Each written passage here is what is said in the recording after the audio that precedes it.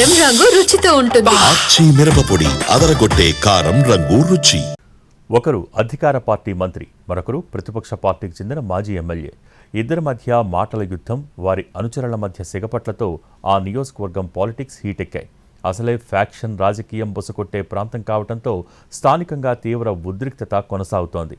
ఇద్దరూ తగ్గేదేలే అన్నట్టుగా ప్రవర్తించడంతో ఎప్పుడు ఏం జరుగుతుందో అన్న భయం బనగానపల్లె వాసుల్ని ఆందోళనకు గురిచేస్తోంది.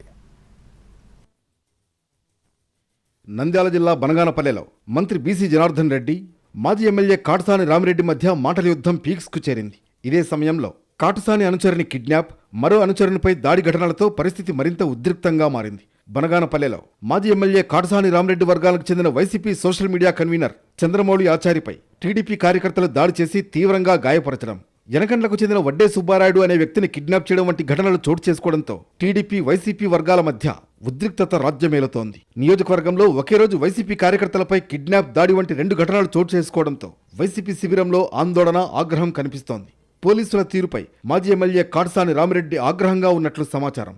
బనగానపల్లెలో తాజా పరిణామాలపై వైసీపీ ఆగ్రహం వ్యక్తం చేస్తుంటే, మంత్రి బీసీ వర్గీయులు గత 5 ఏళ్ల వైసీపీ పాలనలో ఏం చేశారో ఒకసారి గుర్తుంచుకోవాలంటూ కౌంటర్ ఇస్తున్నారు. అప్పుడు దాడులు చేయడం, అక్రమ కేసులు నమోదు చేయడం, బీసీ జనార్దన్ రెడ్డిని జైలుకు పంపడం వంటి పరిణామాలు ఎలా మర్చిపోతామంటున్నారు క్యాడర్. బీసీ జనార్దన్ రెడ్డి మంత్రి పదవి కోసం నారా లోకేష్ కు 250 కోట్ల రూపాయలు ఇచ్చేందుకు ఒప్పందం చేసుకుని కంకర క్రషర్ మిషన్ల యజమానుల వద్ద డబ్బులు వసూలు చేస్తున్నారన్న కాటసాని రామిరెడ్డి ఆరోపణలను మంత్రి ఖండిస్తున్నారు.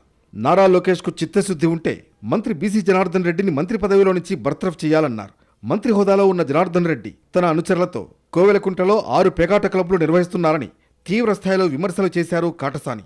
కాటసాని రామిరెడ్డి ఆరోపణలపై మంత్రి బీసీ జనార్దన్ రెడ్డి కూడా ఘాటుగా స్పందిస్తూ పలు సందర్భాల్లో కౌంటర్ ఇచ్చారు.